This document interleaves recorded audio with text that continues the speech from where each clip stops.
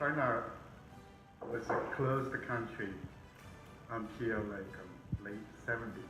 So China was the opening door to the Western country for about 10 years, up to 1989. And during that time period, you have a lot of intellectuals and then college students like me. And we, we saw a lot of things about Western countries, how, how those countries, the political system worked and how people lived their life, right? So we had like a lot of admiration about their political system, especially American and European countries. So probably want some same changes. But at the same time, China was undergoing a big change, like politically and economically. And, but somehow this sort of system kind of probably mimic like capitalism. But on the other side, politically, it's like there's still kind of dictatorship.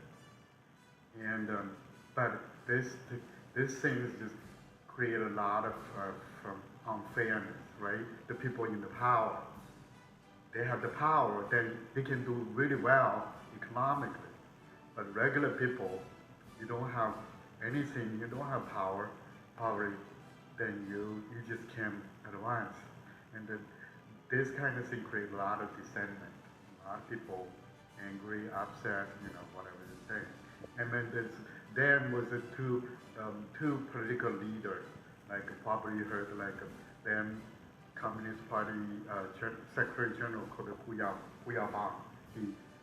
He was sacked because he's sympathetic towards the student movement. All of a sudden he died away, and then people kind of started, set up memorial in the Tiananmen Square, and then this whole movement getting bigger and bigger, and then people started hunger strike. Oh, we want to demand change, and then this millions of people get involved. And there's a little background. So. And then there's another leader also kind of sympathetic, but there's a supreme leader called Deng Xiaoping against all the changes, and then until like this thing has been going on like since May something, April, May something, all the way up to like June 4th. And then they just sent army in, and then all the way through to the center of the Beijing city, where the Tiananmen Square, and then because all the students, majority of the students stay there, camp out there,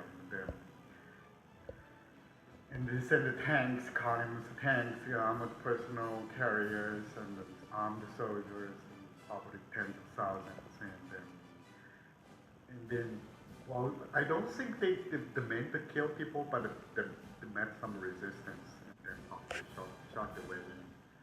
I think there were a couple hundred people that killed.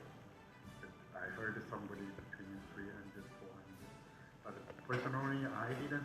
I was inside the Tiananmen Square that night, and then slept in a tent. And then before they sieged Tiananmen Square, I just sneaked out and told them I like a little bit outside the Tiananmen Square. There's a huge tree. I was sitting under this tree for the entire night because you can't go anywhere. Everywhere is soldiers, a lot of people.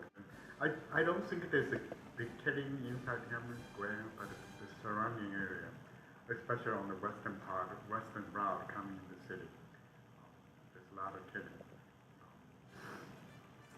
And sadly, it's about democracy, it's about political and economic fairness, and everything basically is